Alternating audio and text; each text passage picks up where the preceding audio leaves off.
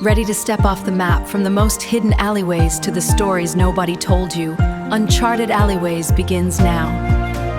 Your definitive guide and travel podcast, culture, adventure, and the world as you've never heard it. Tune in, disconnect from the obvious, and come explore with us.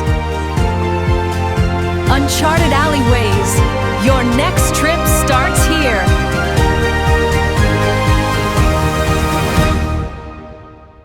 So, if you only look at the monuments, you kind of miss the actual city, you know?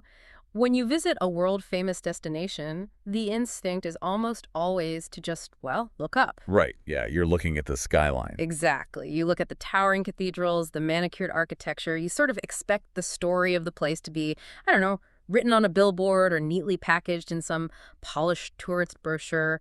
But today, we are ripping up that brochure and we're going directly underneath the pavement. Because, I mean, if you try to apply that standard surface-level narrative to Naples, Italy, the entire approach it breaks down. It really does. Yeah, the surface is so loud and so visually chaotic that looking only at what is immediately in front of you completely blinds you to the actual mechanics of how the city works. Okay, let's unpack this. Welcome to today's deep dive. We are tackling the travelogue Uncharted Alleyways, specifically zeroing in on their 10th episode, part 2. Right, and just for some quick context, in the previous installment, the sources gave us the standard introductory tour, right? Yeah, the looming threat of Mount Vesuvius, the famous Spaccanapoli Street, the cathedral, and, you know, the waterfront lungomare. The classics. Exactly, the classics.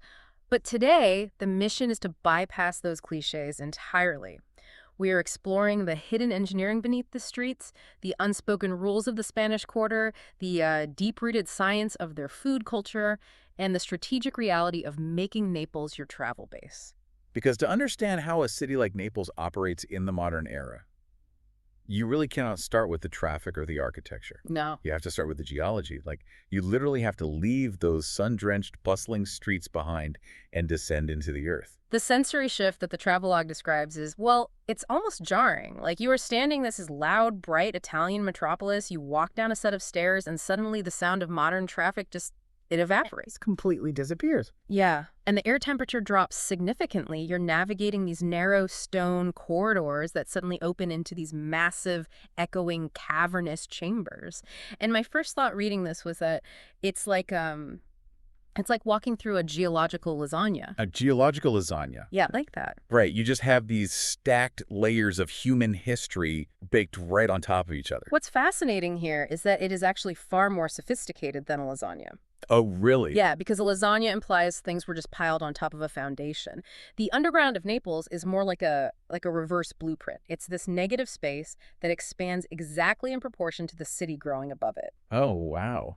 And the mechanism behind this, like the reason it's even possible, is the stone itself. It's a volcanic rock called tufa. Right, because tufa has this incredible chemical property, doesn't it?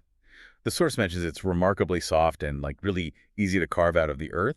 But the moment you expose it to the air, it oxidizes. Exactly. It oxidizes and hardens into an incredibly durable building material. That is just brilliant. It really is. Huh. So, centuries ago, the early inhabitants didn't bother hauling stone from miles away to build their homes. They just quarried it directly from beneath their own feet. Talk about local sourcing. Right.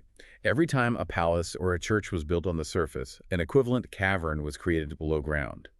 The city above is literally made of the very rock excavated from the void below it. But they didn't just leave those massive voids empty, did they? No, not at all. Because the sources detail how these chambers were continuously repurposed. Like, it started as this massive engineering project for aqueducts, right? Yeah. To provide fresh water to the growing population. Yeah, a massive citywide plumbing system, basically. Right. But as the centuries went on and the aqueducts eventually ran dry, the city they didn't abandon the space. Far from it. I mean, they adapted. They used that cool, dry environment for vital storage for centuries. And then later, during the intense bombing campaigns of World War II, those exact same ancient caverns became the ultimate bomb shelters. Which protected thousands of citizens. Exactly. It functioned as the city's immune system. When the surface became completely uninhabitable, the city simply retreated into its own foundations to survive. It's amazing.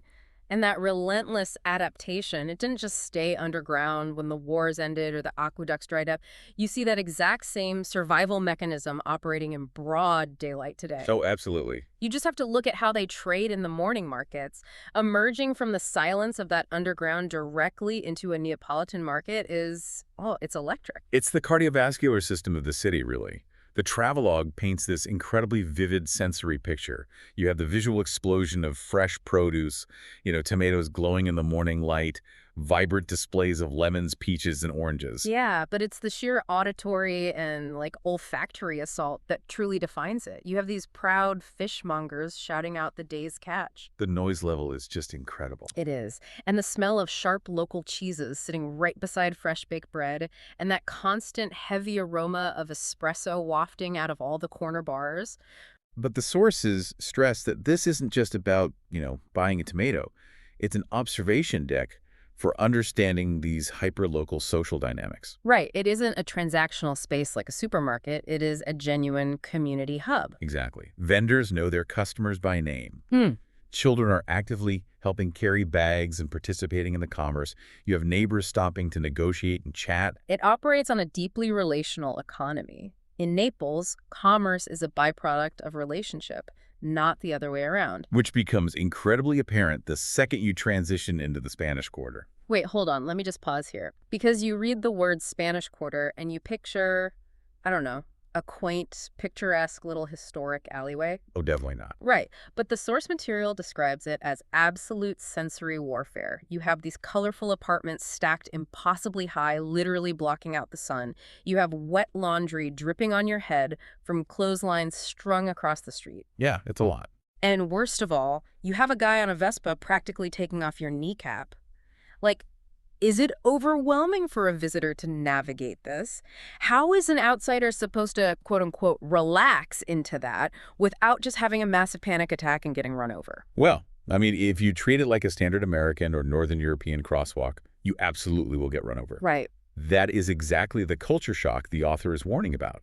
The traffic in the Spanish Quarter looks like total chaos to an outsider, but it is actually a highly sophisticated, unwritten language of momentum and eye contact. An unwritten language. Yeah. Elaborate on that, because right now it just sounds like people driving incredibly recklessly. So it's all about fluid dynamics.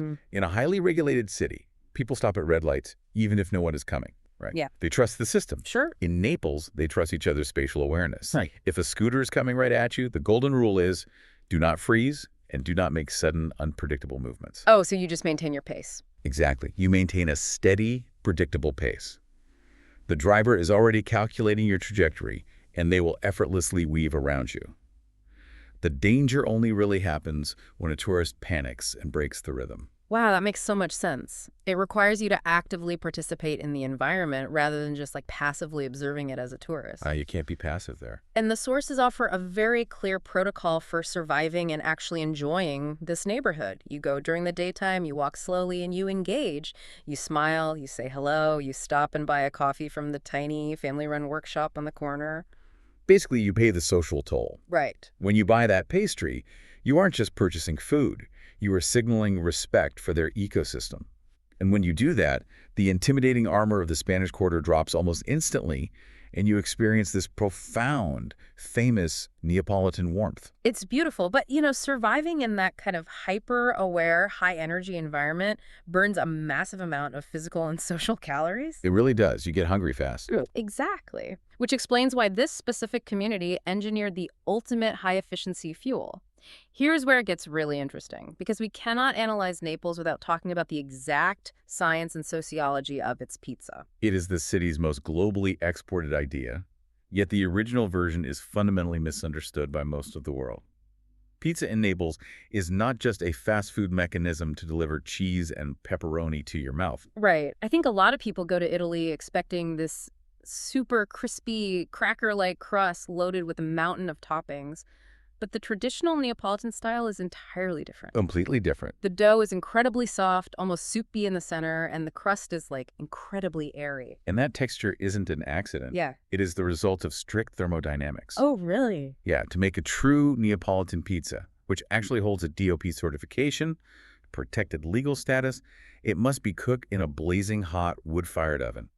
We're talking temperatures exceeding 900 degrees Fahrenheit. 900 degrees, Yeah. which means the pizza is only in the oven for, what, 60 to 90 seconds? Precisely. That flash heat cooks the outside instantly, creating those distinct bitter charred spots called leopard spotting.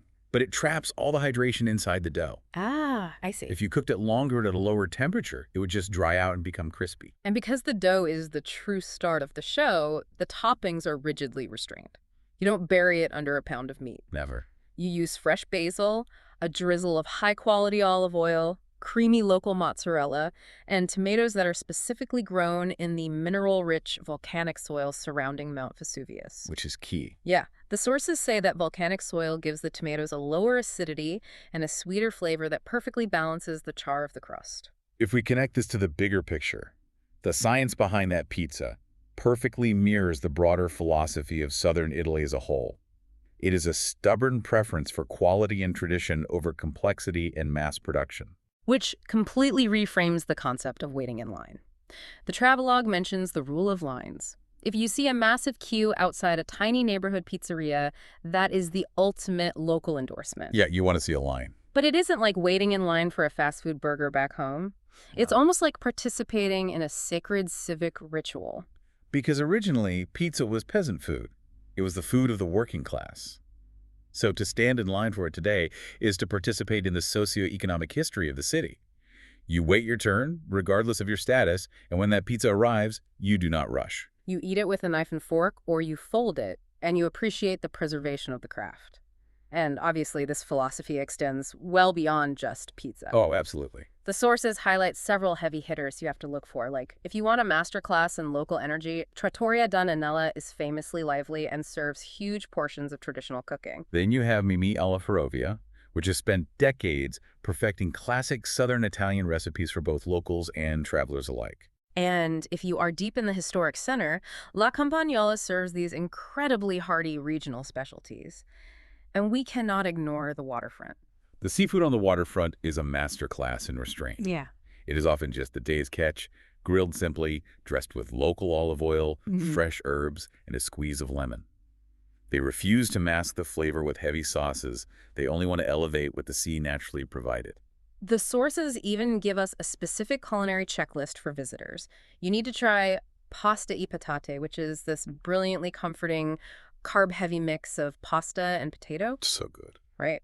And if the weather cools down, a rich bowl of their seafood stew is totally non-negotiable. And for dessert, you have to track down a babà, this impossibly light sponge cake soaked in a sweet rum-laced syrup. It's just incredible. So you have a city built on volcanic bedrock, operating on an unspoken language of social fluid dynamics, fueled by historically protected culinary traditions. Exactly. So what does this all mean for you? If someone is listening to this right now and pulling up a map to book a hotel, how do they actually integrate into this machine? Making Naples your base of operations requires a very deliberate strategy because the neighborhoods are drastically different. They really are. If you book blindly, you might end up in an environment you just aren't prepared for. Right. If it is your swing visit and you want to be thrust immediately into the action, the historic center is ideal. You step out of your door, and you are instantly surrounded by the ancient streets, the pizzerias, and the major landmarks. But the source points out a massive trap there. It is loud, and the sensory overload never really stops. So if you need a place to genuinely decompress after a day of exploring, you should really be looking at the Chaea neighborhood. Yeah, Chaea operates on a totally different frequency. It is elegant, it has relaxed shopping streets, high-end cafes, and it gives you direct, easy access to the waterfront promenade. It's basically the deep breath to the historic center's sprint. And then there's a third option. If you're using Naples as a tactical strike point for the wider region, staying near Napoli Centrale, the main train station, is highly practical. Right. It gets a bit of a bad reputation for being somewhat gritty, but it is incredibly convenient and significantly more affordable. But regardless of the neighborhood, the universal piece of advice from the text is to seek out family-run guest houses or boutique hotels that are tucked away from the main thoroughfares. Why is that?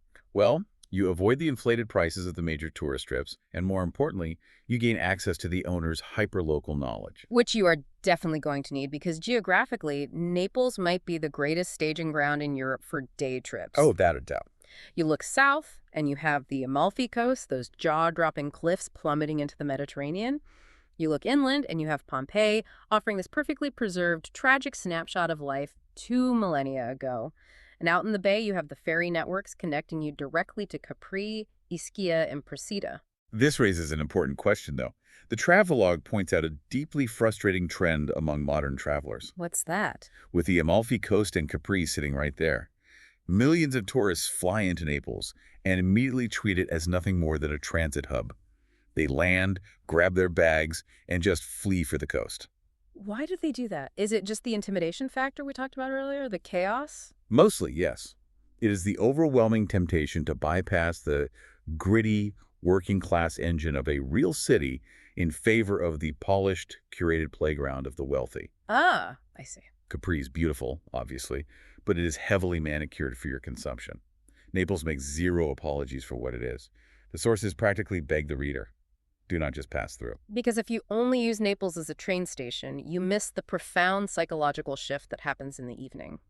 We've talked so much about the chaos, the dodging scooters, the shouting fishmongers, the blazing hot pizza ovens, but surviving that daytime intensity, it earns you the Neapolitan twilight. And that evening rhythm is the ultimate reward. The excerpt paints this beautiful picture. You head down to the bay as the afternoon heat finally breaks. The harsh, blinding Mediterranean light softens into these rich golds and purples. It's gorgeous. And Mount Vesuvius, which looms as this terrifying geological threat all day, it just transforms into a quiet, dramatic silhouette against the sky. The fluid dynamics of the city completely change. The aggressive scooters fade away. You see generations of families taking long, slow strolls along the Lungomare. You see the small fishing boats silently cutting through the water, returning to the harbor. Musicians set up under the warm glow of the streetlights. The text recommends grabbing a scoop of pistachio or hazelnut gelato, finding a stone bench facing the water, and just watching the city decompress. It is the realization that a city so famous for its relentless, noisy speed actually knows exactly how to force you to be entirely present in a quiet moment. And that actually brings us to a thought we want to leave you with today. We've seen how Naples has survived by adapting over thousands of years, from carving its own foundations out of tufa stone to turning its traffic into a complex social dance. It is a city that constantly adapts to time. But as a visitor, Naples does not adapt to you. It forces you to adapt to its rhythm. You cannot impose your schedule on it. You just have to surrender your default pace. So what does this all mean for how we travel, or even how we live? What if the true soul of a great city isn't found in its monuments or its museums? What if the soul of a place is found in its ability to force you to surrender your own speed? That's a great point. Think about your own hometown or just your daily commute.